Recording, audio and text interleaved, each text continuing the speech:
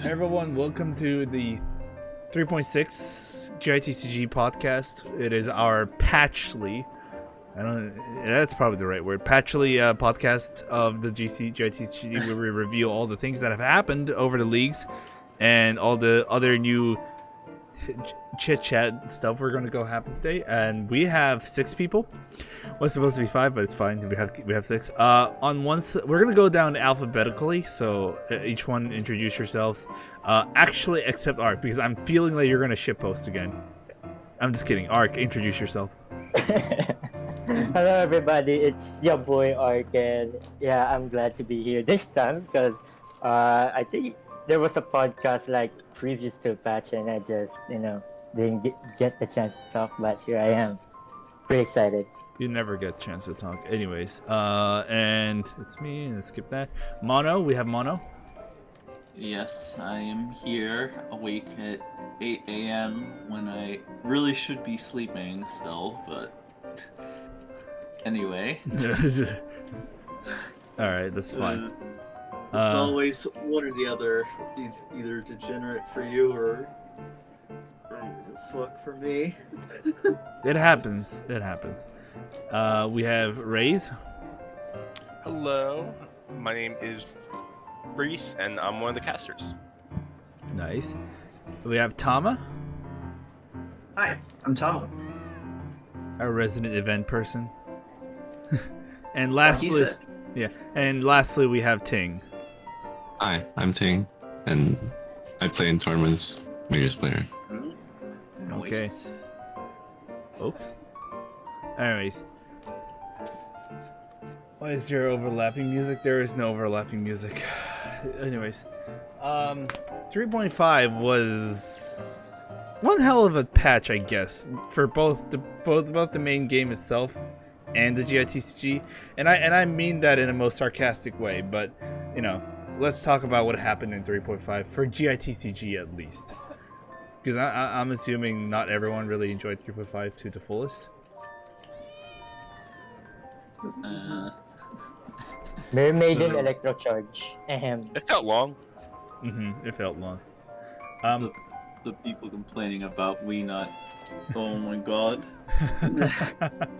Yeah, I can see why. KQM and GITCG kind of suffered in myriad of ways. KQM suffered on We Nut strats, and GITCG suffered on that one specific deck that just kept popping up and everywhere. And honestly, it's if you look at like the standings, so we do have the major results right here with me.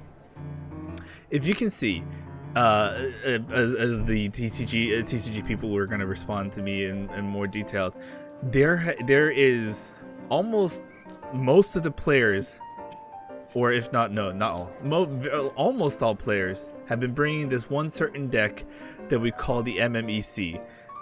Can we get a little information about that before we get into more shitty things out here? I guess I can talk about that.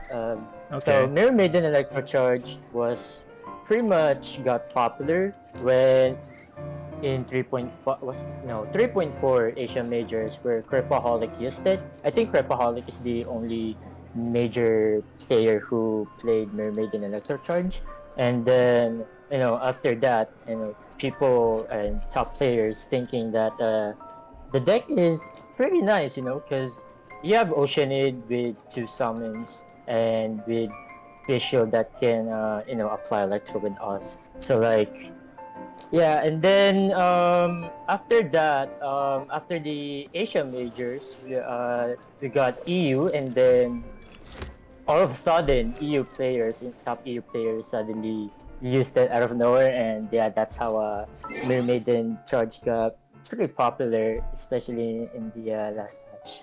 Right. Yeah, it's pretty disgusting because you have the double hydro trying to heal your whole team. You have Mirror Maiden just adding to what Oceanic can offer through the skill. Mm-hmm. Because of the refraction, you get 1 more hydro damage. Also, you get a really, really cheap setup with Official. Right, just basic that support for a type of reaction. Fisher is probably the cheapest one to go.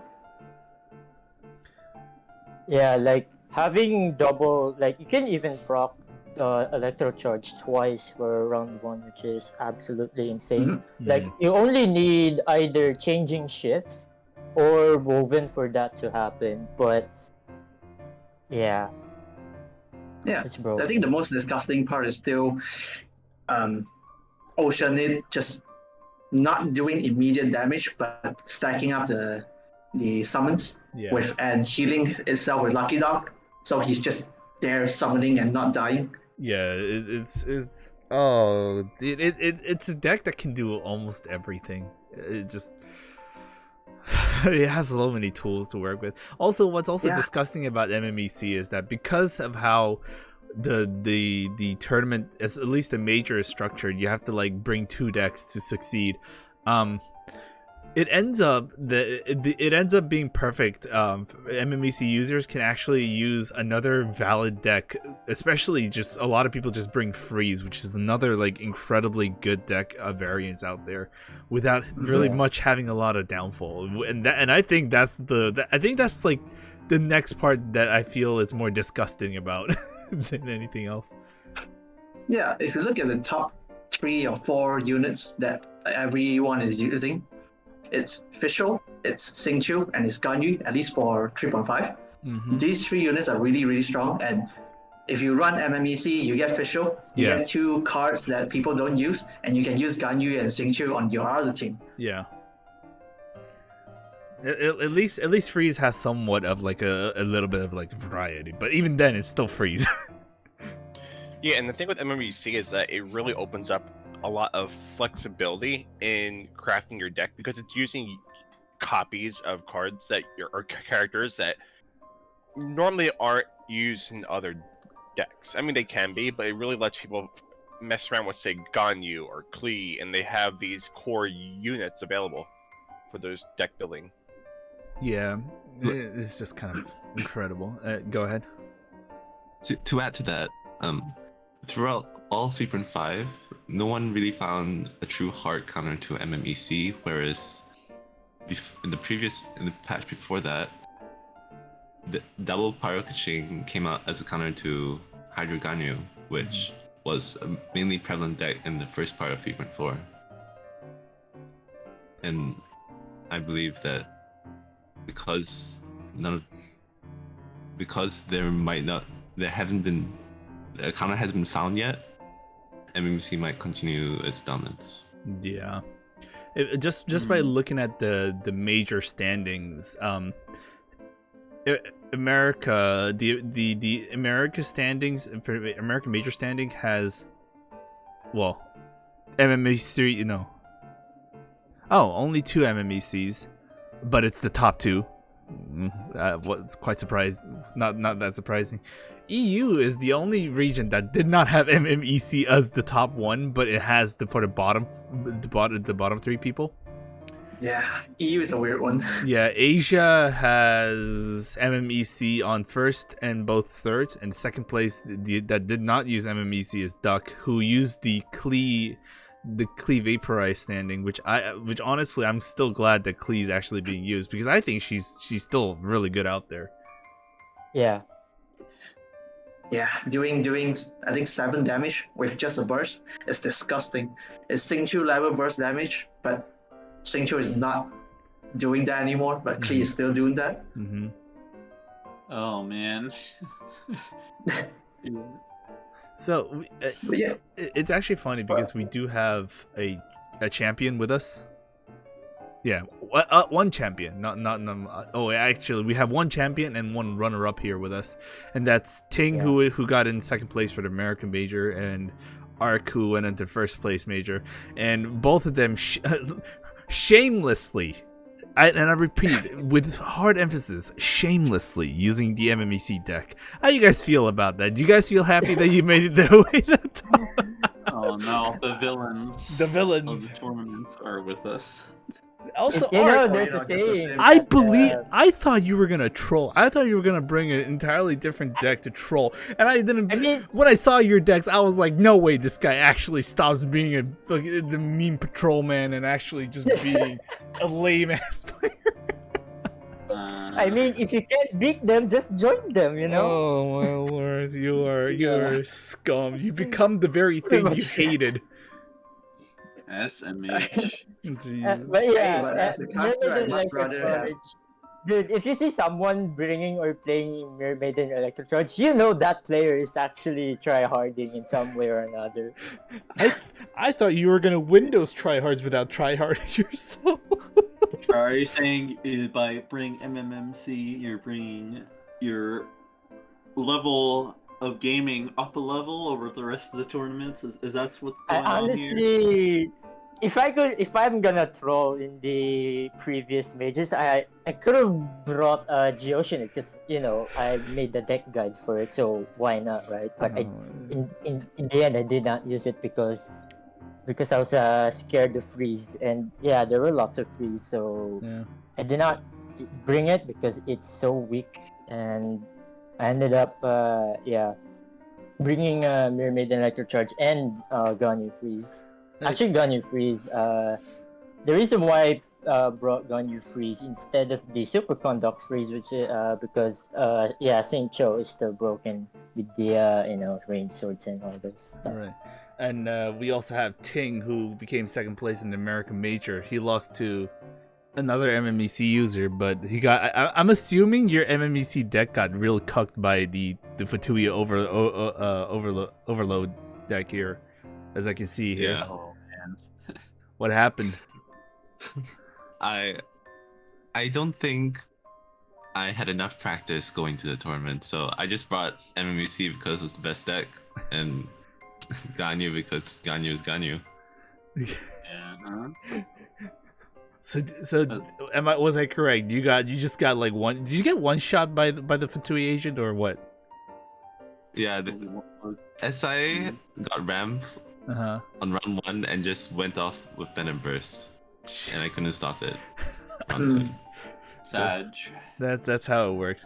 Honestly, I can't really say much for the American EU, but Asia, Ark, can we come back to you and like talk about how incredibly lucky you were? Oh yeah, dude! Oh my goodness! Like the finals, right? Where I use Ganyu Freeze, then Doc uses Cleave Vaporize. Actually, I Doug's got in the the- chat with us. Doug's in the chat. Chat, Doug. How do you Yeah, feel? yeah, How did you yeah. feel on that match? We're Shout out to Doc. Hi Doc. Oh my god. Duck The had lament to made deal me sick. with the Duck had to deal with your insane high roll of a century. And he's leaving. I'm kidding. Yeah, but yeah, oh my goodness, I cannot believe that I just got the most I don't know, legendary high roll of history in GITCG, I guess. Holy And it's shit. sad because Yeah. Doug rolled like a dice of cringe, and I just look at and then Kojo transitioned into Ark's screen, and I just see every single card he possibly needs to just get a free win. I'm like, oh, that's over. That's it. Yeah, it's ridiculous. You don't even need to know what the rest of the game is. You just know the mental war has been won. Yeah, me and Sumi saw it, and I was like, oh man, dude, Duck's gonna feel bad about this. Oh my god. There's been a lot of bad beats stories over the past few patches. Whether it be misplays or dice of cringe or just absolutely mind-melting plays. Yeah. But thankfully, I'm actually thankful that during the whole period of 3.5, we weren't seeing MMEC and freeze all the time. We did have, I think we still see a lot of super conduct, which isn't something that I've actually indulged myself. There were a bit of people still using the Noel deck. The actual, yes. honestly, like, okay, I say Noel monochrome, just all of a sudden, just eyes lit up real hard right there. I am literally woke right now. Noel, Fuck, I needed that. Noel Lawachero still kind of working their magic. It's still a little rough these days. But Yeah. also one thing that I do feel that a lot of people are just not looking at was, Khaleesi's usage just started to go down even harder, even though she's still a very valid card. Yeah, I think a lot of people are using her. I don't know. There's a lot of protection around her, and there's a lot of things that can go wrong in the Klee stack.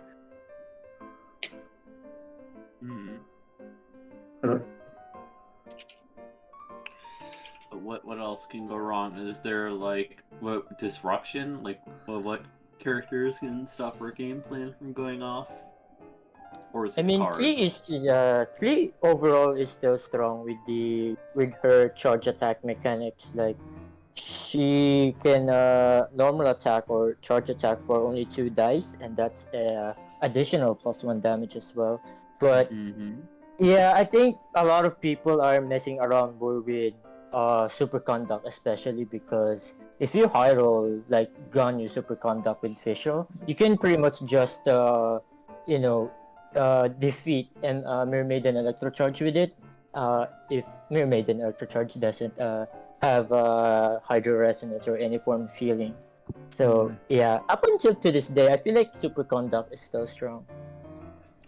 I also feel that when it comes to Klee, it's that the 3 energy costs to use her burst does take a little time to build up, and with a lot of decks hoping to ramp up quickly, she takes a lot of damage in the process of doing that, or other people do, especially with MMEC and having 2-3 summons out. Right. By the time you ramp up to the burst, and then also the burst isn't instant, it requires your opponent to make moves, which they can in some cases play around a little bit. She's still strong. I'm still a fan of her, but I feel like not necessarily slower, but more players are learning how they can play around that burst. Right. Even though MMEC dominated the meta, I don't think we saw many of the new 3.5 cards like Kokomi, Sarah, Eula. Yeah, those kind of got forgotten. They didn't take off. No. That is sad. Well, we all knew that Kokumi was going to be terrible from the very beginning. It was just Beidou turns out Beidou after many people trying her out just absolutely just it wasn't worth it. Honestly, 3.5 wasn't the patch of the character cards. It was actually the patch of the artifacts, because the tenacity of the Millilith artifact card was kind of another thing that just working almost all the time, working overtime at this point. Oh yeah. Oh man. Yeah, the new characters for the patch 3. Wait, we're in patch 3.5, right? So that's patch 3.4. Yeah, Eula, Kokomi, and Sarah. I mean, Sarah is still strong in my opinion in a double Pyrodex or double Dendro like Quicken. Yeah. But Eula and Kokomi, I don't know. They're not bad, but it's just their kit is just I don't know, not that great, I guess. Especially with Eula Burst. Because with Eula Burst, right, you can pretty much just send it off right away and just that's like once you send off Eula's Burst, it's pretty much game over at that point. So Yeah, I'm not too sure about the Sarah being good part. In the first 2 weeks when Sarah, Eula, Kokomi was released, a lot of people tried to play her. Like maybe 13 out of 30 decks, people are using Sarah, but she's just not working out for a lot of people, and eventually people drop Sarah Quicken for MMEC.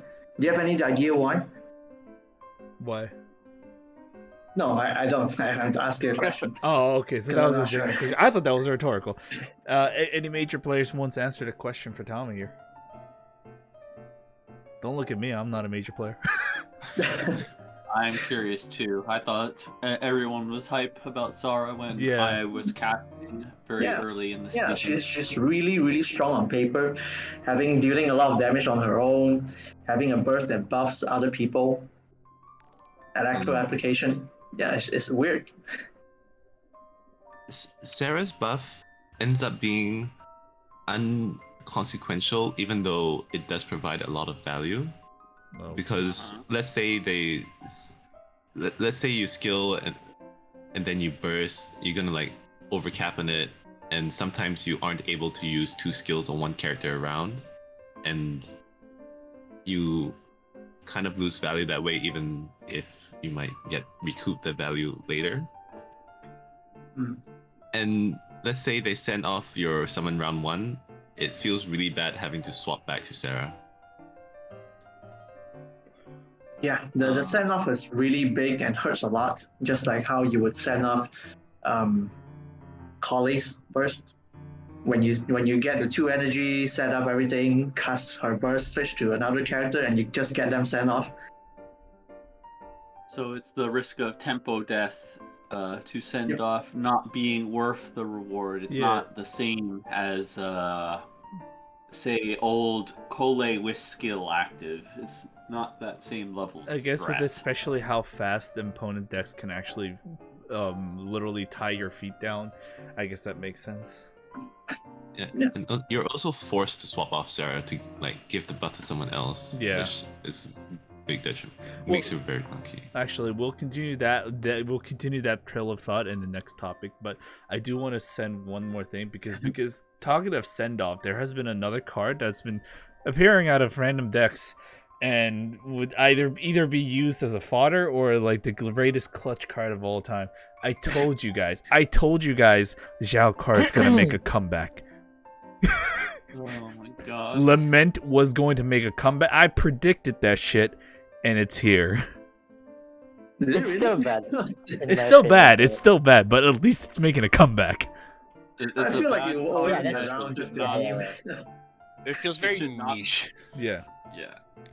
Okay, I think if Lament is being played, we have a problem because that card is fucking bad. Yeah. Let's put It this is. out there. It is. Okay, so out of the 3 summons from Oceanid, which one would you send off? Oh my god. The toad. Squirrel or ferret. The followed squirrel, by right? The frog. Yeah. It The frog? depends. What about the Almost frog? Always, the frog Sometimes is like the most frog- value technically, but Yeah, we did damage reduction. Like it provides a lot of shield. So yeah, but if let's say there's frog and ferret, you probably want to send off the ferret one because it deals 4 hydro damage overall and 2 hydro application as well. Always send off George because it's funniest.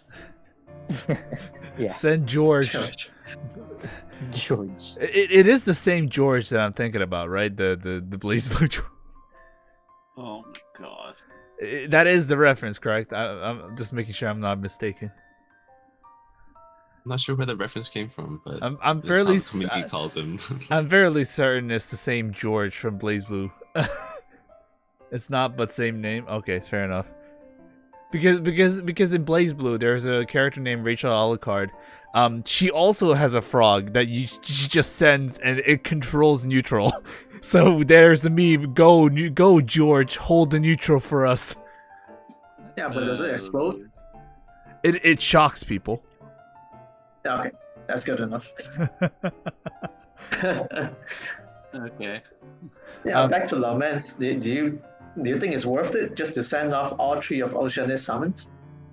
No, absolutely not. No, it's way too much. I Way mean, too many it's dice. Good. Okay, it's good when you use Lament with 4 summons up, but with 3 summons up, it's not worth. It is definitely one of those situations that you can literally throw a pie in the opponent's face when the opponent had everything set up.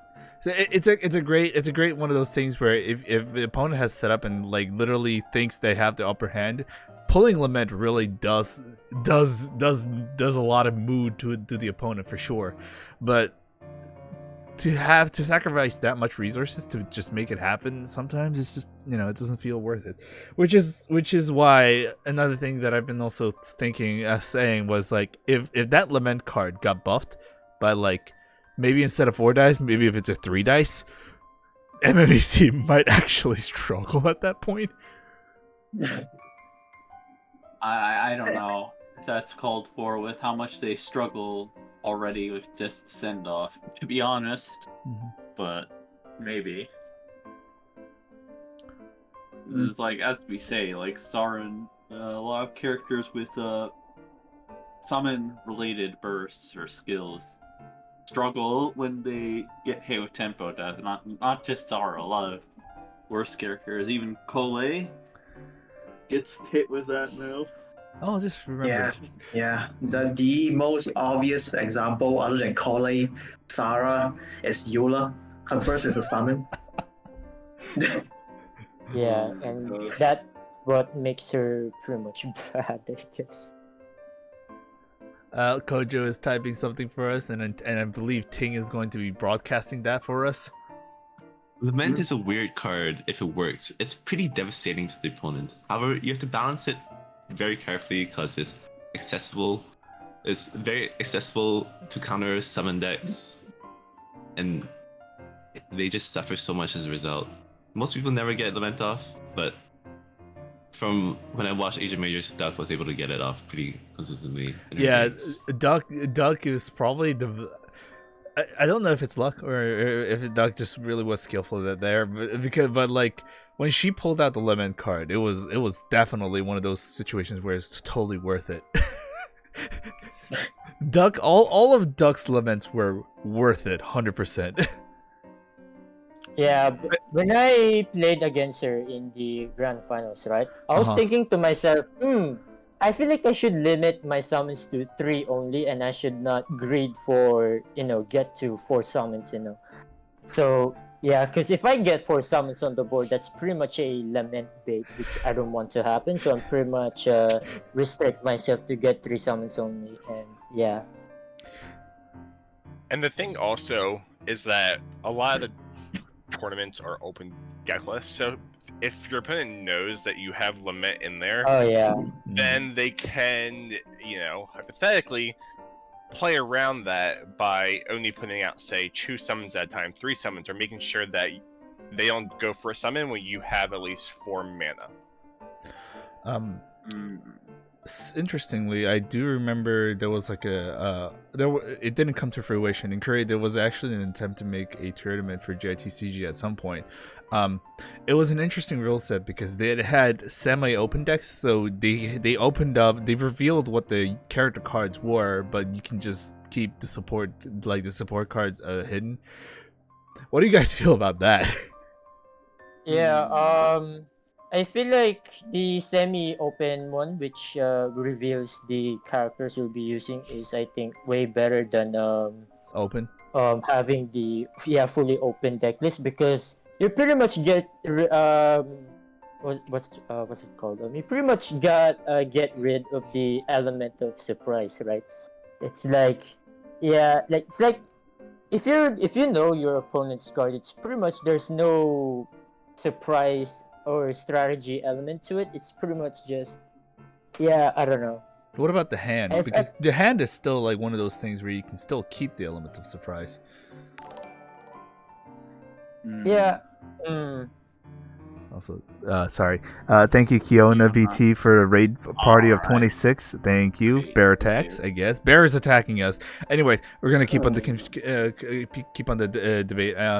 But yeah, there was a bit of like a argument here and there saying that like full open deck list is boring to the people, because like if a well-known major players actually just see their decks, they just know the plan from the get-go. So keeping it semi-open will make things a lot more entertaining for the viewerships. But the viewership honestly don't know that either. So it's like, where do we draw the line? Yeah, something I should also question with this semi-open deck list is there enough variation within the exact tuning of decks where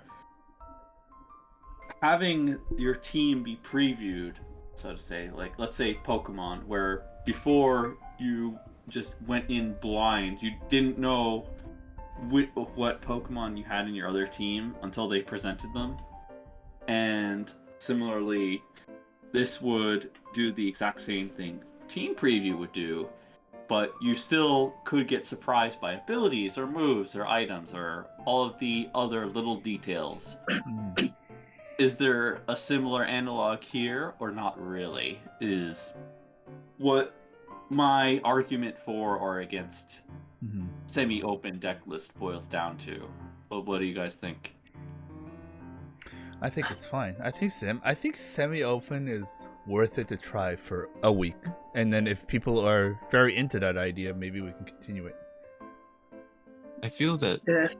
the difference between semi-open and fully open deck lists isn't that relevant. Maybe there's 1 or 2 tech cards that you can have hidden, but generally when you see the 3 characters, you know what they're going to go for. Yeah, either way. you generally know what you're going to go for, especially the major players. But I feel like at least being able to have like 1 to 4 cards being unpredictable, for even for the major players, I think that's just it's just like even if it's just a little, it's a bit of an excitement. It's entertaining for us, but not so much for the players. I just think that if a player that knows his deck well, they should already be prepared for something, let's say like a lament or a send-off, in case that the opponent really do have the card and is able to use them. The thing is, That I means think you that's would- skill, though. I think that's skill attributing, because at that point, like these players have been looking at the other players doing their work, and they've been researching it quite a lot to understand what might happen most of the time. I do agree that I just think that the work that you have to do to understand your deck, to understand what's in the meta, but it's, as you say, it's mostly about skill. I still think that you should be prepared for anything, right? Even if it's something not meta or really hard to use, like Lament. Let's say you play an MMEC deck, you should predict or be prepared in case that they have a Lament on their hand, and just summon 2 instead of 3, or going for something like an Abyssal Summon just to put all 4 summons on the field.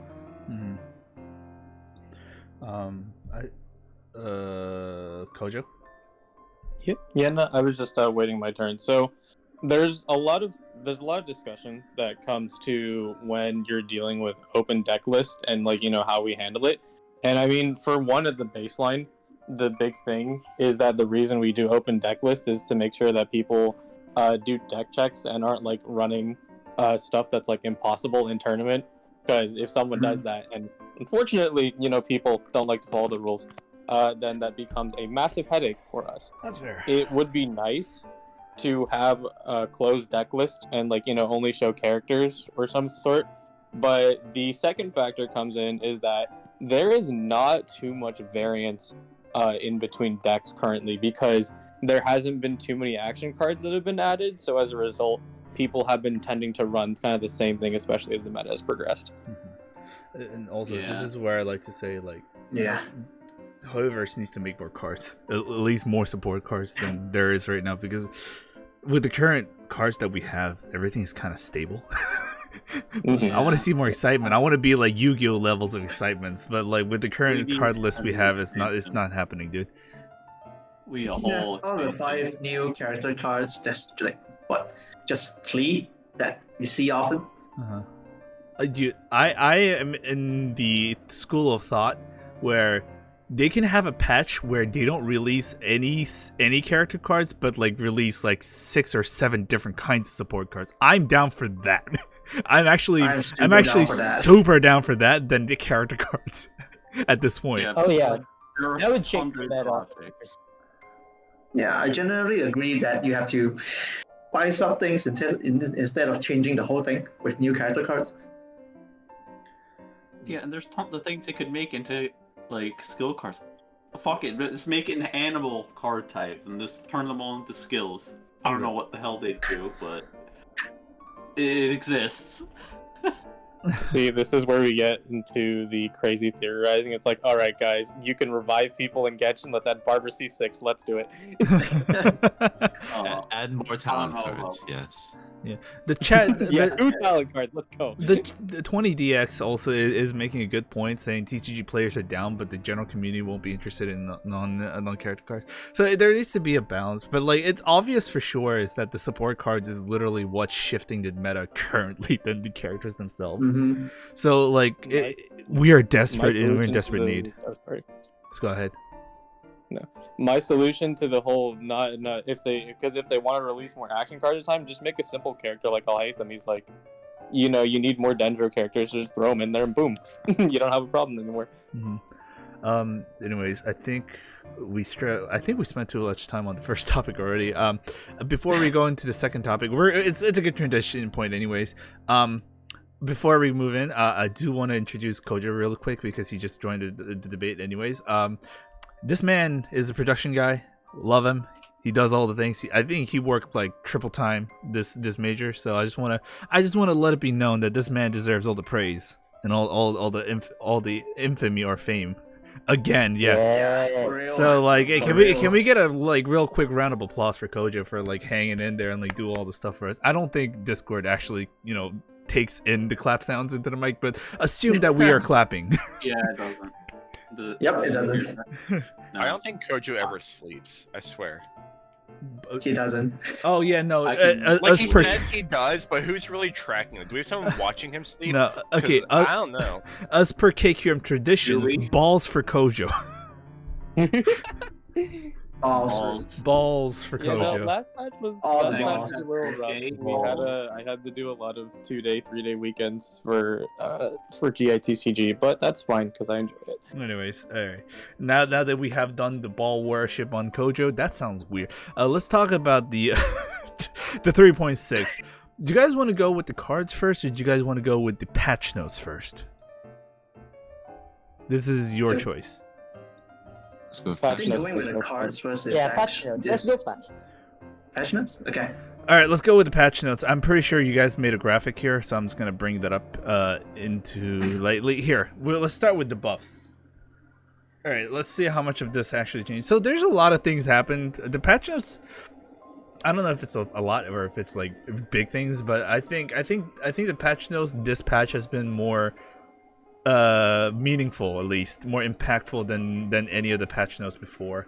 And we'll start with the very first one, is that the Catherine card is becoming a 1 dice cost instead of 2. Oh my god, thank god. Dude, Yeah. the moment Finally. we received the news about Catherine getting buffed into 1 dice, dude, it's like many people are gonna bringing it and test it out, and it turns out it's actually pretty nice. Like, Yeah, it's actually pretty if nice. you're also like freeze decks, then freeze decks when seeing Catherine, they're gonna be in shambles, I swear. Yeah, I think this buff was actually in mind to counter freeze than anything. It just no way that they actually did this without saying, "Oh, we're not gonna counter freeze things." No, they were thinking about like we need to stop freeze because there are menace happening right now. I am Yeah, glad yeah. that they are buffing cards at all. Like, thank god, we're not just nerfing everything that's too tall poppy. Oh my god. Jesus. Mhm. Buffing from the I think ground it's up not is just better. freeze. I think it's all of the control decks. Uh-huh. So I think yeah, double Animo actually gets cucked by this too. Now that I think about it. So it's overload. Oh man, yeah, the Catherine buff is actually super impactful. But I think it's a change that most of the TCG players are welcoming, from what I hear from at least most of the people that I talk to. At least I hear it's a welcome change. Is it? Generally, I don't think it's a good card. It's a good card. Don't get me wrong, but do people even fast switch that much? Is the Noel card not enough?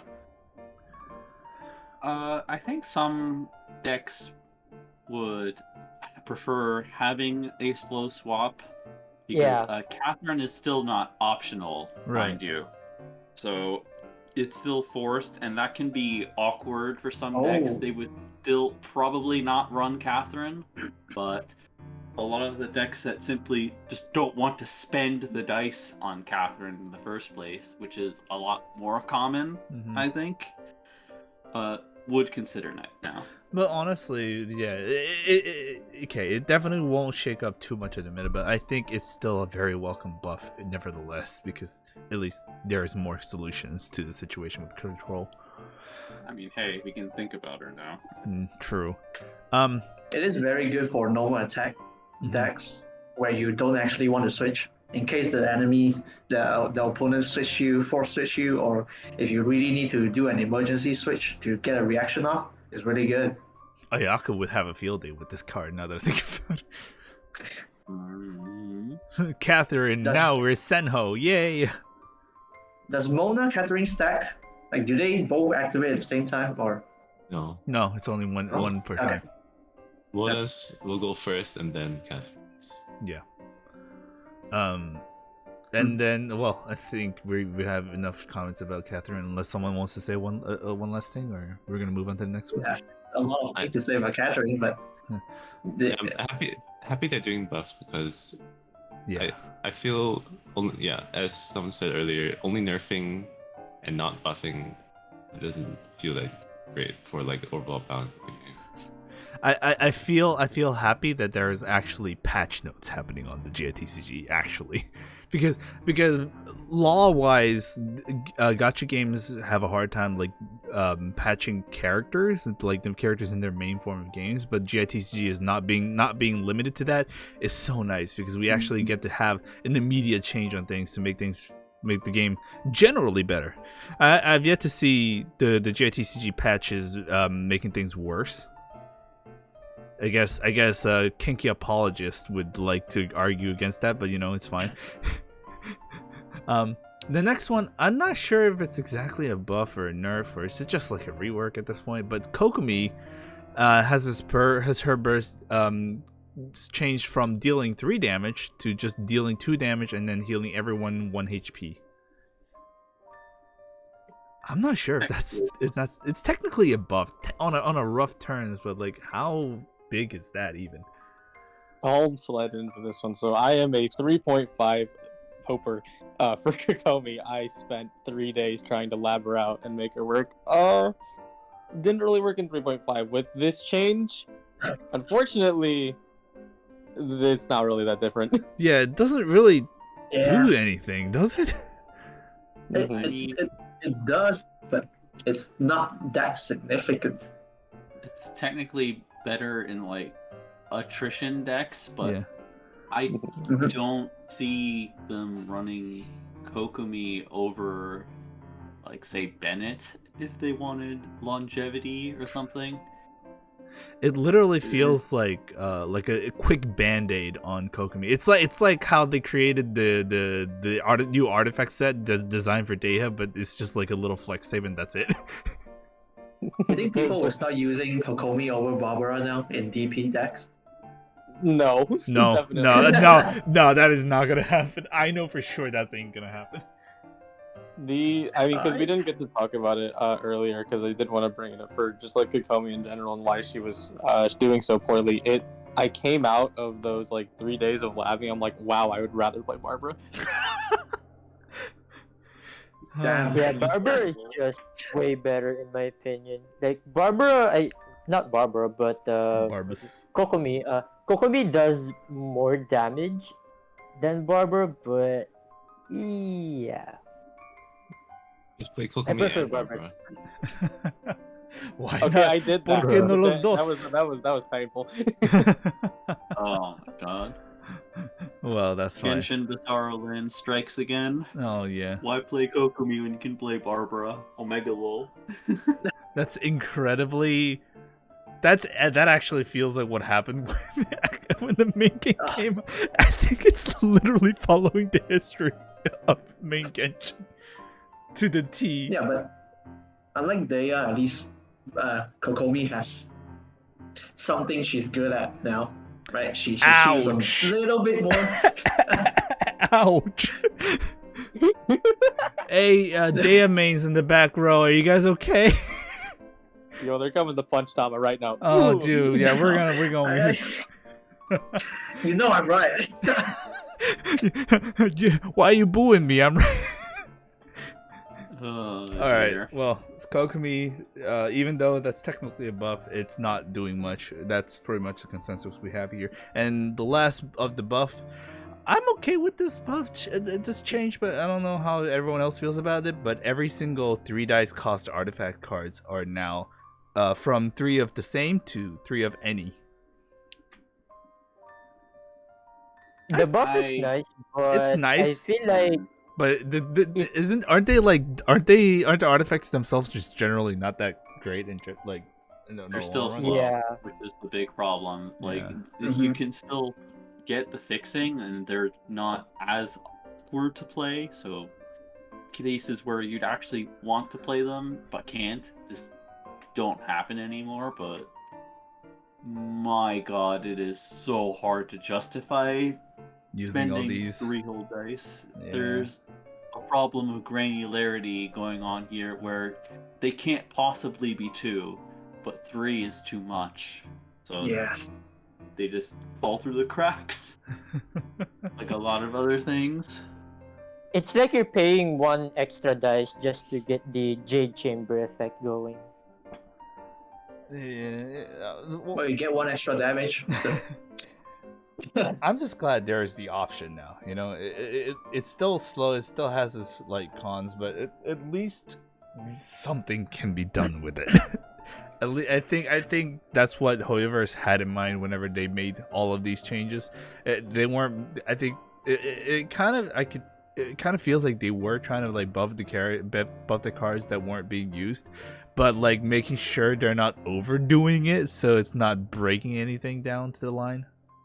Yeah, they're not swinging very hard out of the gate. They can always come back and add some other icing to this cake to entice people to play it if the effects still aren't enough to carry it to playability. Yeah. This is why we still need more support cards, you know, just letting Hoyoverse know. Just rubbing it in. It's like you could think of the 3-cost artifacts as like a 2-cost artifact and a Jade Chamber slapped together. And while generally, if you combine 2 cards into one, it becomes a generally stronger card. It takes way too long for you to actually get that value back. So it's just generally not a good card to play even after the buffs. Yeah. Anyways, we do have one nerf though. Like now that we're done with the buffs, there's one nerf. This one, okay, they did swing on that one. The Hoyoverse did swing, but Oh no. and a lot of people I know a good number of people have been complaining about it, but even then I think it's like, yeah, it's big, but like I don't think it's that big. And that is the rework on the rainbow blade work on Xingqiu's burst, where Xingqiu's rain swords now deal 1 damage instead of 2. Deserved. This this is- effect was fucked up. Mhm. You even if you didn't have your deck go off to a T, Rainbow Blade Work by itself going off 2 or 3 times is instantly threatening. Yeah. It's so stupid. You can threaten a Noel sweep and then they try to play around it all scared, and then Xingqiu just autos 3 times, spends his rain swords, and loops it again, and then you're dead to the next set of rain swords, regardless of who's alive. It's so it becomes impossible to play around it. A lot of people complaining about the damage being lower, but like to me, I'm like, they can still freeze. So Yeah. he's still playable. it's that's for sure. it's still a big slap in Xingqiu's face, but like it's not like a baseball bat hit, you know. Especially since the power behind it is just the pressure that applies with putting the Hydra application on. Like getting a Hydra application on any type of attack like that, like Ganyu, is what opens up these different decks to play. Yeah. Yeah. Now, I have a proposition. What if in an alternate future timeline, they didn't nerf the damage, but they nerfed the duration from 3 turns to 2 turns, like 3 hits to 2 hits? What would that do? It would. That'd be okay. So right now, Xingqiu being knocked out isn't really, once he gets his burst off, it's kind of like, okay, you've done your job. Yeah. With 2 turns, it would, I guess maybe players would want to protect him more to reapply. Mm-hmm. How do you reapply the rain swords? Because It opens up like go ahead. putting in a weapon on him, attacking twice, refreshing every turn. Mhm. This limit by reducing it to 1 damage also limits that. And on that note, while 1 damage may not seem a lot. If you have Rain Swords and Ayaka, you only do 8 damage on 2 hits instead of 10 damage with 2 hits from before, which is huge. Because yeah, as you said, Let's you see can the still picture. loop. Even if it's like 2 rain swords instead of 3, that would still loop, but it would be more tight. It would be tighter, and I think that would, in my opinion, I think that's a bigger impactful nerf than what we have here. But again, I don't think, however, it's just swung hard enough. Also, thank you, Anonymous Gifter, for the give sub. Go ahead. I think it does what they were intending to do, to not have Jincho literally be able to kill the entire team by himself if you have the right setup for him. True. That just should not be happening. He should just be enabling, Right. and that's already strong enough. So Like It's Shincho in the also main important game is to- strong enough. Why be strong enough here as well?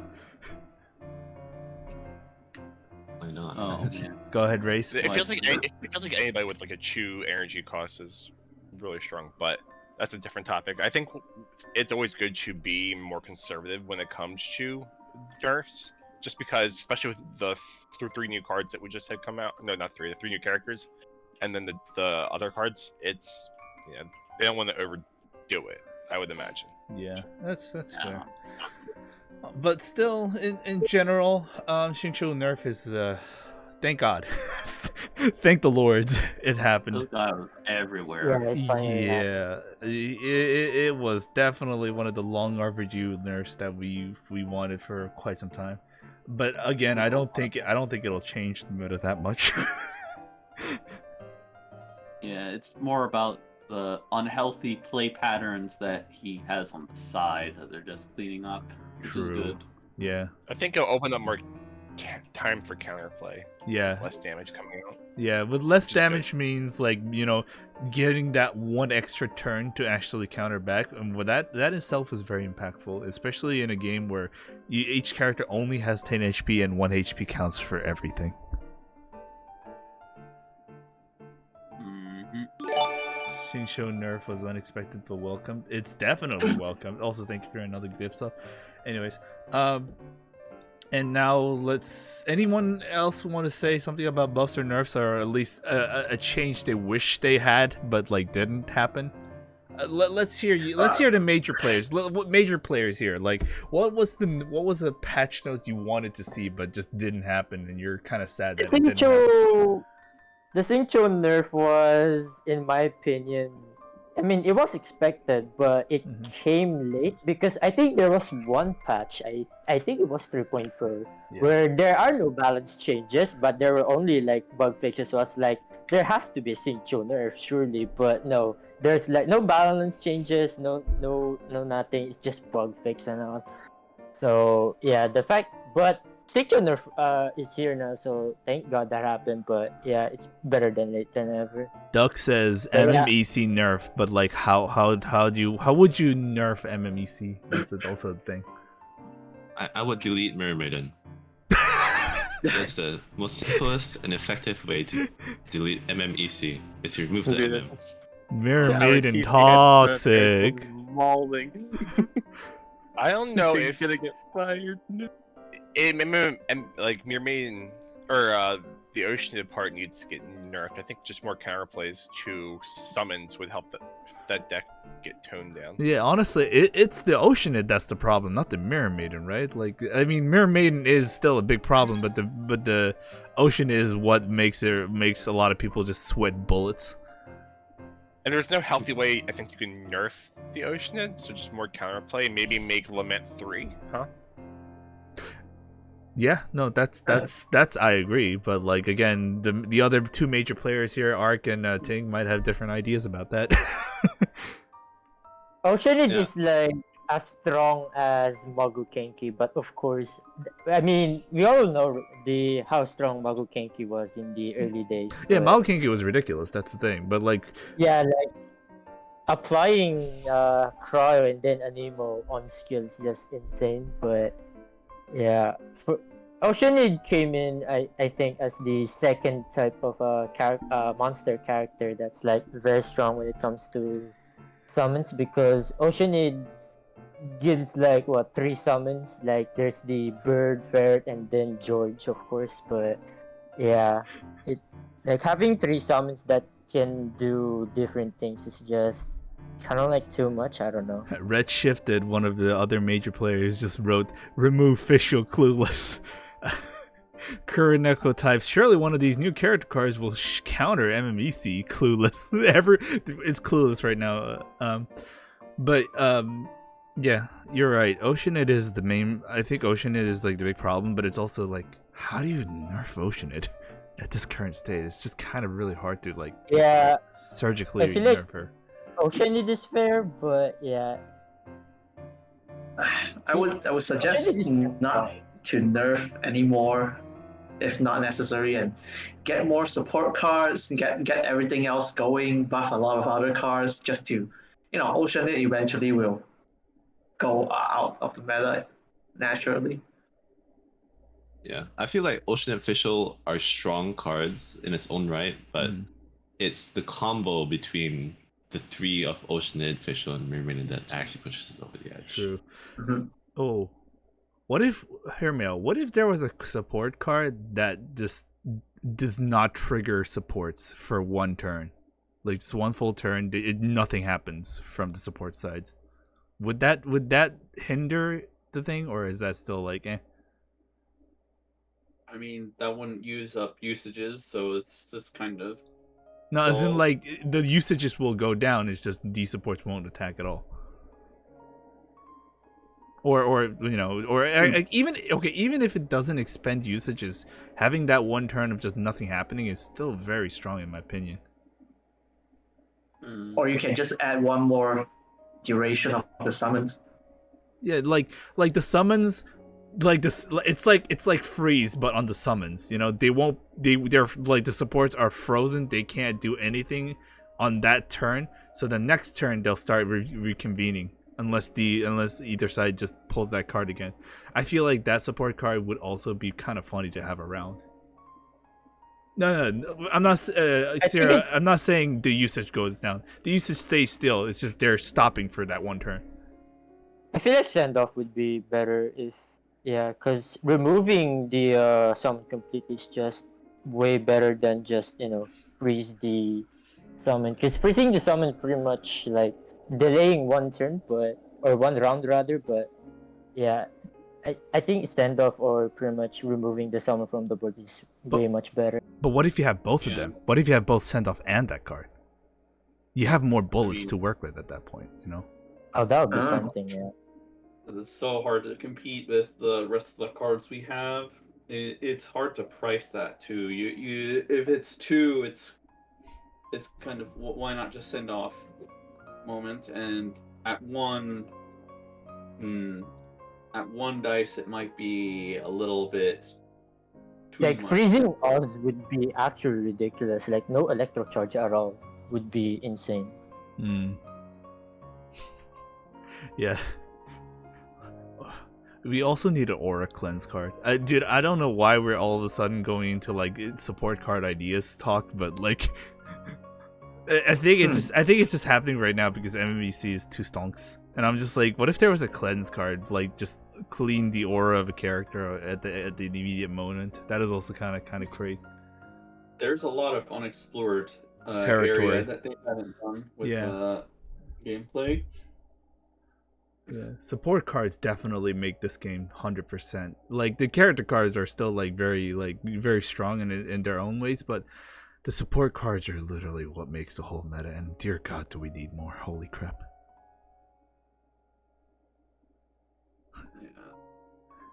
Anyways, characters. We're struggling to keep moving. First of all, Ayato. How do you guys feel about Ayato? I think isn't he the least interested card from the TCG players? I think Ayato is good overall. Like he can do some crazy amount of freeze and vape alongside with Yoimiya or Klee, or even the Shangling with her burst. I even fought someone just a while ago.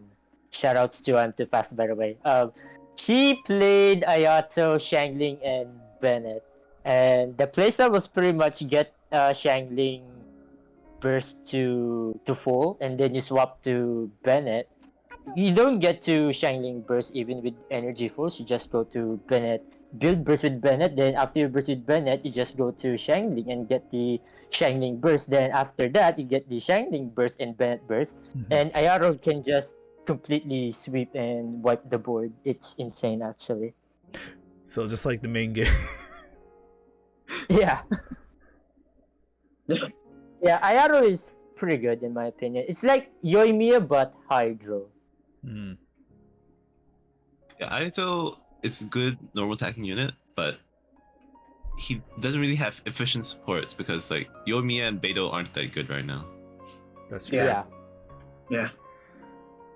And Xiangling is kind of Xiangling. Yeah, Shangling is But you know what I think? What? I think hard to Ayato, work with. you can pair Ayato with Mirror Maiden. Shut up. Mm. Shut. Oh my god. You see the potential right now? Here tested the Uh, Ayato Mirror Maiden deck. Jesus. Ting, I think did you test the Ayato Mirror Maiden deck? I think it was wacky, right? I don't think I tested that, no. Someone did. Raise anything to say for your end? I haven't tested the Mirror Maiden Ayato deck. I have tested the Yoimiya version with Ayato. It feels very. I feel like the thing with Yoimiya is that the buildup is very slow. So True. a lot of the deck ideas of getting the Ayato sweep requires so much time to get set up by then, and MMEC already has one of your characters down to 1 HP or it has knocked one of them out. Jesus. Yeah. 20DX real quick. 20DX says, okay, someone stop them from cooking.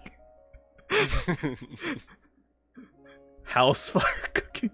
All right. Anything else to say about Ayato? Isn't it like he also has a talent card? Like his talent cards. I don't think no one really cares about the talent card. It's just Put extra the talent card on it and then the Aqua Favonia on him, and he won't die. True. But Mm, honestly, he's straightforward, right? Also, I think I interrupted someone. Go ahead. Yeah, I think it'll be interesting to see if we can treat Ayato as a raw damage carry rather than a reactionary one, because he does quite a bit of damage on his own, just in one turn. You know, something like a Sino. Okay. Okay, that's all from me. All right. I guess really just like okay, he has promise, but that's about it. Yeah, I really don't know what to say about him. All right, that's fair. Next up on the list, Ito, Arataki Ito. Honestly, is it the Geo that really struggles here at this point? Yeah. Are we? He's Geo, and I can't believe Geo problems exist in TCG as well. Ito's kind of like just worse Noel and requires more setup as well.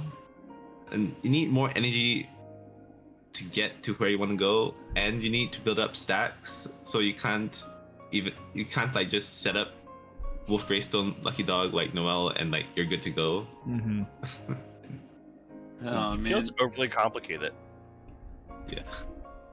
Yeah, I agree with Ting understand here. why Like, would use Iro is just worse Noel, but I think the threatening power with their burst is pretty much something you cannot ignore with.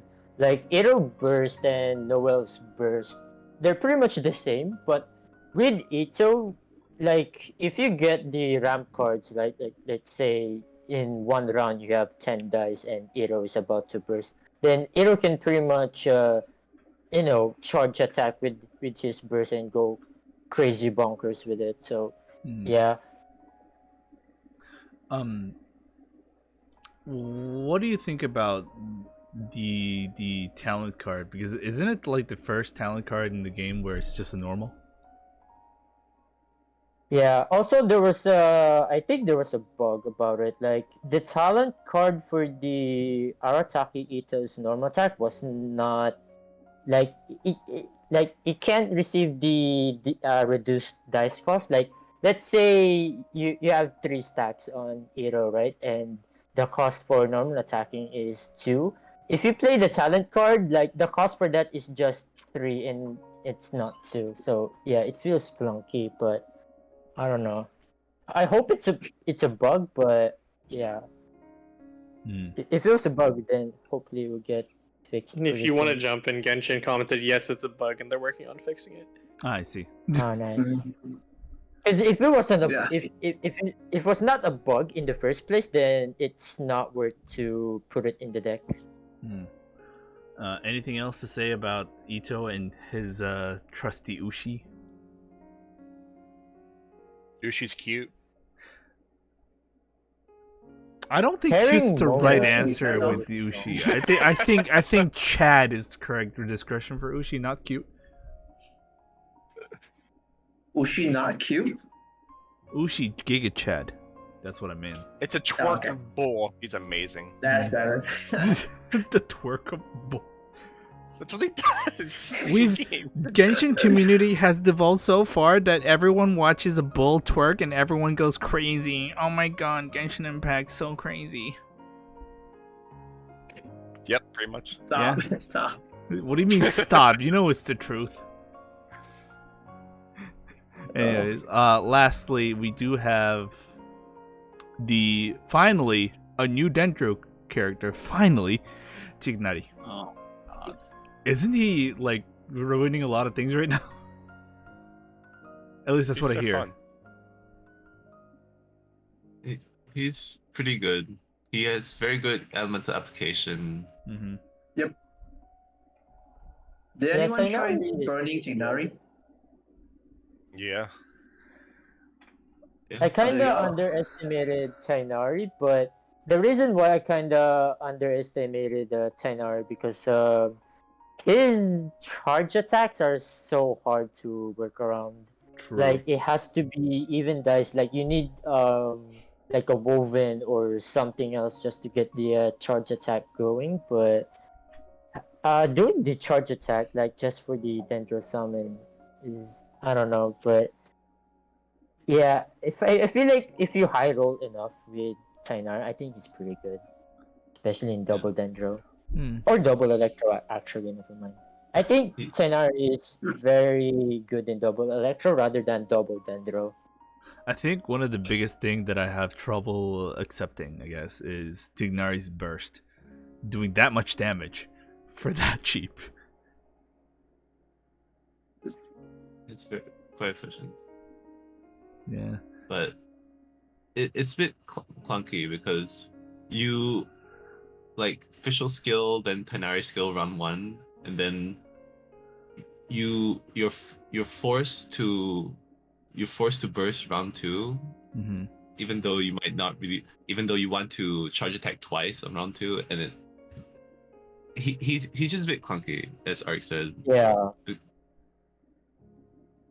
even though he does have the damage to back it up. And his talent card refunding a uncharged unaligned element thing every time you do a mind thing. Isn't that also something like a lot of people look towards too? I like it a lot. it's kind of like College Sidewinder. It's 4 cost and it feels like too expensive to put in the deck. Well, Sidewinder previously would be like a lot more value heavy to put in, but nowadays definitely not. But I don't know about this one. Like it is expensive, but I think you can see a lot of use, especially if you're gonna be machine gunning the ever living crap with Tainari. Or we just If you run manage- through. Pardon? If you manage to charge attack twice, Uh-huh. then it's basically a woven. You're not wrong. No. So Yeah, pretty much. if it was 3 cost energy burst, when it wouldn't be so clunky. I don't know about that one. I don't know. And then we do have 2 support cards. Anyone else who want to say last things about the 3 new characters that came out, or? I see a lot of potential with Tignari. I like the continuous burning that he brings by himself most of the time. I like how he's relying on normal attacks. Let's say you have official Tignari Sino deck. If you bring 4 of those through, that reduces the dice cost. You can actually do quite a bit of it with Tignari, and if Tignari doesn't work out, you can use it for Sino. Just you don't have to do both the charge attack at the same time. You can do one Dendro application, proc the reaction, and do one charge attack, which applies one Dendro and leaves another summon on the side, and you can apply another Dendro afterwards. It's just really interesting. That's fair. Yeah, I agree with that. I think Tagnari is the one with the most potential in this, and it also his charge attack system reminds you that Klee had it way too nice. Klee definitely had it way too nice, dude. I've never had the chance to equip it, but I've seen people do it. Tignari with Skyward Harp. I don't know about that one. I mean, it does kind of lift it up pretty high to the breakpoint, does it not?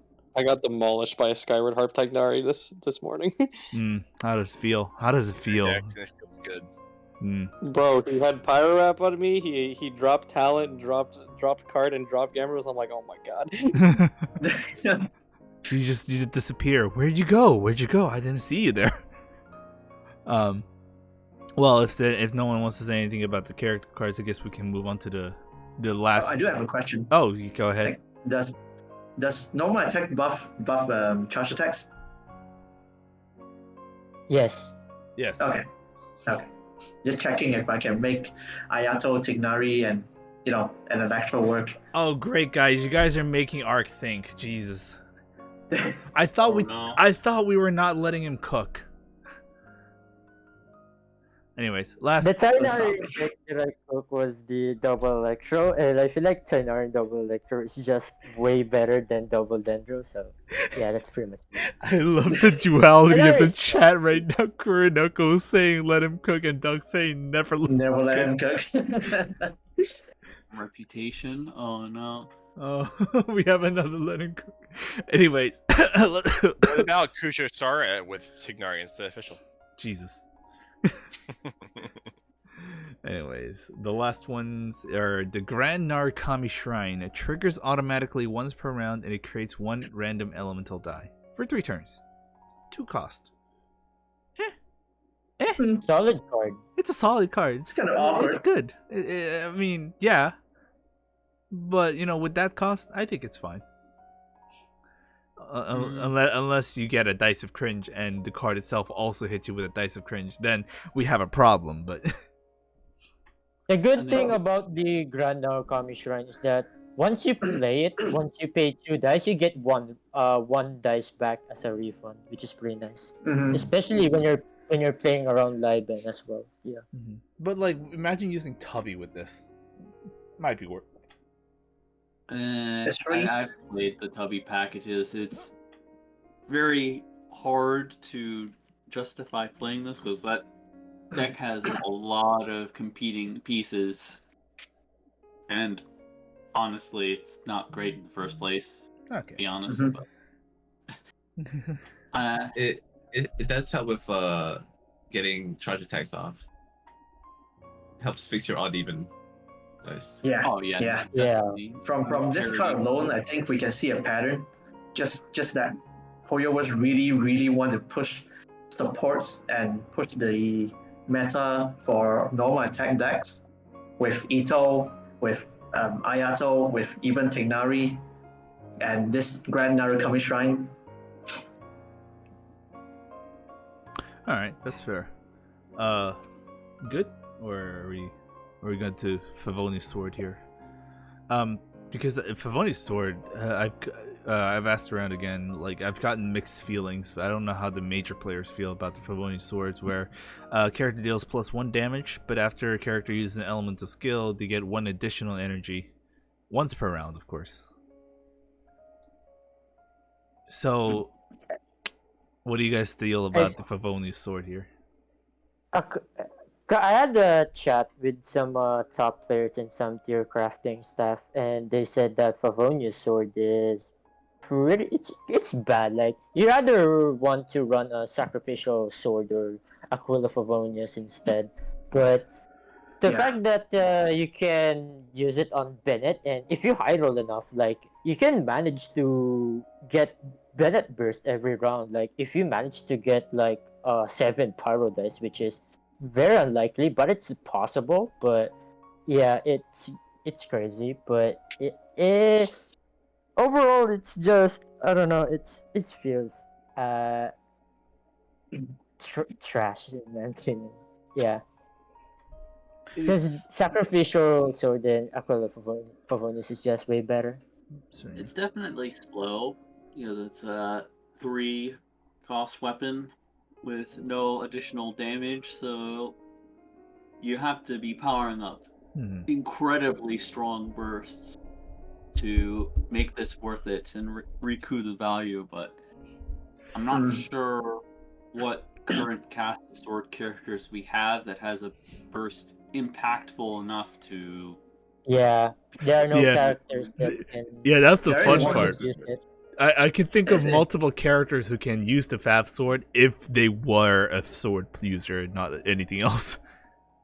Yeah. Thank God it's just a sword. Unless like later down the line you release a new character with a sword user that actually would abuse the ever living shit out of this. I'm sure there will be. Alright, I think this is a card Yeah, that's gonna have to ferment a little bit before coming out and show its full glory, you know? It's gotta brew. Roaching does have the. It's fine. Let it cook. Yeah, let it cook. This is definitely a card where we let it cook and then we'll see what happens. Generally, I agree, but right now, I think there is one use for Faf Sword. I don't think it's as good as Aquila right now on this character, but having Faf Sword on Jean is really, really good, just because of her high cost. That's true. Yeah, instead of healing herself with Aquila, you get to heal the whole team by proccing Favonius, force switching someone, messing their tempo up, and get your burst ready as soon as possible. When I was playing Mona Sucrose Jean, because of skill issue, of course, the prime problem I have with the deck is because I can't heal myself enough. I have to rely heavily on my cards. And if I use Favonius instead of Aquila, I think I can, reduce that stress on the hand and rely more on what Jean can offer on her own. I guess so. Okay. Okay. I can see it. I can see it definitely too. But Okay. honestly, I'll stop clicking. Fast Sword is just funny to me. I don't know. I just look at it and I just get a little giggle. But definitely, I want to see it in like. I just don't want to see it in like in the next 3 patches the Fast Sword becoming the biggest menace in the game. I do. That's well. I'd like to see it It for might be. happen I'd like to after a see it be a menace for 1 patch, and that's all I want to see. Like after 1 patch of it being menace, I'm like, all right. We've seen it. We've seen it be a menace enough. Like, let's go back. But however's like, what do you mean go back? You saying you want Fab to take over GITCG? The Fast Sword is cooking, chat. Like I'm telling you, right? This is just like how I made the prediction. Just like how I made prediction with the other cards.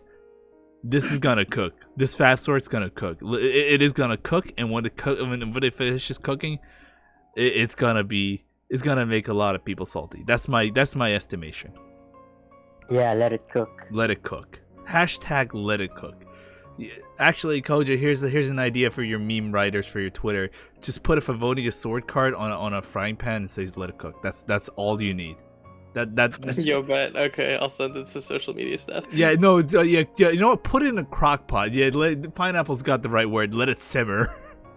Let it cook in a crock pot. We'll see later down the line. You know how crock pots, when you make meals there, you have to like wait 8 hours just for it to cook. We gotta let this cook. Honestly, I'm excited to see what it's gonna turn out when it finishes cooking. But yeah, it's funny. Anyways, that's it for the future. Well, not future anymore. It's actually happening right now as we speak in 3.6. Anything? Now we're on the final topic, I guess. I think this is probably going to be really short-ended because of how long this podcast has gone. Anything you want to see in the future games or the future tournaments? Because since do we even have tournament organizers here? I think it's Kojo here. I mean, technically, I can insight for tournaments, yeah. So Anything being changed or anything happening as like a little testing phase, or is that still? I will jut in on saying that there is one more thing to add, and that's finally the teased replays that Hoyoverse told us about in the release of Genshin Impact TCG are in now. Oh, it's in now. Wow. So it's like after the game happened, right? Yep. After you finish your game, you can go talk to the cat and say, "Hey, I'd like to review my replays," and he gives it to you, and it is pretty good. But can you share it with the other players, or is it just limited to just the player themselves that played it?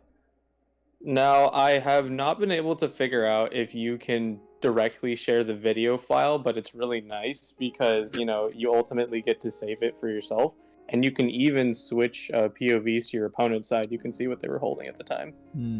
Thank God. But how would that be super efficient for the tournaments, though? Because tournaments are happening live. Tournaments not necessarily, but I think in general, right? Because there's other people outside of us who do tournaments. They don't do it necessarily live, but it is ultimately something that's very useful, for players and us. People who might not have great recording softwares, we can proxy them, and then we can figure out a way to record their matches if they don't have like the best internet. That's fair. Well, it actually would be a really good like fallback plan if as you're saying, if the match that we're playing is taking a short time, but the second game is already ended, so we're just waiting for a long time, because we do have times where we have to wait a long period of time just to wait for the round to end because one of the games are still going. Maybe having a person that just kind of records their matches and like sending us the feedback in time, that might actually be super helpful. But it's still something to be implemented into our systems for the time being. But I think it's a good step for the time being. It's a good step. Yeah, absolutely. It is a step on the right way. For whatever reason, if a tournament has like massive downtime, we can technically ask the player, it's like, hey, we're waiting for like 20 minutes. You want to put up a match? Show us what you got. Yeah, that's actually good. Yeah, I hope in the end of the day the spectator mode comes in. That's some dude. Like they're making North American major tournament. Like they're actually making an official tournament in North America. Like I'm just curious on how they're gonna do it. I have insight on that too, if you'd like to know. Oh, how? Is it actually like an offline venue? Carnival series.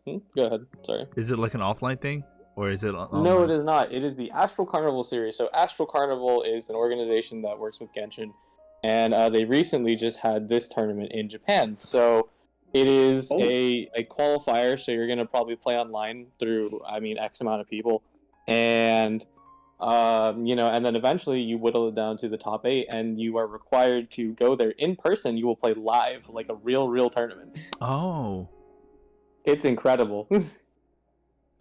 So okay, that's actually nice to hear. But I guess it makes sense now, especially with the replay feature. We just let them play, and then we just and then casters can just talk about it as we go.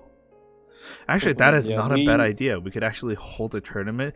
Like because we sometimes do have weeks where there's no production or tournament casters to actually fill in for that live event, but we can compensate it by at least saving some of the matches they had and then like commentating one by one as time like in a postscript stream. You know what I'm saying? Mm-hmm. That is actually not within. That is not actually outside of reality. Logical. Yeah, that's actually something we can do, because again, we do have people just not making it to some of the tournaments. Sometimes we just can't do it, or just not do it live, and we can just have an option to just not do it live. It's also a good way to prove that you've actually won the game, especially in case there's a dispute. Oh, No yeah, scams. definitely. Makes it so much better. Yeah. We could also just use those clips if something happened in a game that we weren't featuring. We could just play it back afterwards. That's true. During the time. Well, at least there's promise. At least I'm happy with, and I'm gonna be satisfied with that. Anything else you guys want to say with regarding the future of the JTCG in 3.6 apart from let the fast sword cook? I mean, I guess I didn't get to answer your question properly. In terms of tournaments, nothing specifically different will be happening. Inside GITG, I'll give the news rundown. New ranked season. So if you like playing ranked, triple points this time. So try your best to maybe make it to 2000 elo. Weekly tournaments, no difference. We have our schedule up. We'll still be doing weeklies each week up to majors. And then this one's kind of locked in. So it's too bad the podcast came at this time because it was about 2 weeks ago. But there is the co-op league going on right now, run by our tournament staff, which is across all three regions, players go against each other. So you get to see some players who can't typically fight because they're in different regions. Nice. Anyway, well, thank you for that little notification.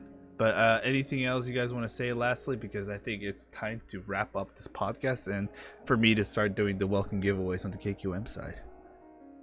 Oh, I can finally sleep. Well, Mono, I'm going to have to ask you for your patience one more because I want you to take the names down for the winners. There ain't no way. Oh, man. It doesn't Okay. take long, Mono. It's like 10 minutes at best. Yeah, I know. Mm-hmm. Let me see. Well, we'll go alphabetical order again. Ark, any last words? Mermaiden is still broken. Okay. Mermaiden Necklace Charge. Okay, fair enough. Kojo, our god. No. I mean, hopefully, because the thing with the Astral Carnival is that it only, people who can actually, make it all the way to finals and, go to the physical place at top 8 will go. So hopefully I'm entering, and then I think Ting was going to try to enter. They have to ask the TOs first, but yeah, hopefully I make it. Mono? Mhm. Last words? Well, you're not gonna go away immediately, but last words still. No. Last words, oh my god. You can just say Please. balls. More support cards. Okay, yeah, please. more support Balls. cards, please. More support cards. Balls Raise. in 4K. Raise. No last words here. Okay. Tama. Except for that, I guess that's the last word. So Okay. Tama. Okay, I have one last dish to cook. Please, someone who's better than me at this game, please cook this. Catherine, my beloved, I want to see you make Mona, Ayaka, Kaya work. Right, I want to see that Kaya burst fast switching and hurting other people. I want to see Mona doing a lot of fast switch, helping Ayaka with the infusion. Someone put Please. Tama out of the kitchen. Take him out of the kitchen. Jesus. Alright, that's it. Thank you. All right, and lastly, Ting. Hope there are more buffs, so more characters get played. That's fair. And from me is make Lament 3 dice. All right. As for I guess at this point it is ending. All right, yeah. I'm just gonna click the stop recording button, and here we go. And well, before that, thank you for watching for the YouTube side or anyone who's watching this VOD.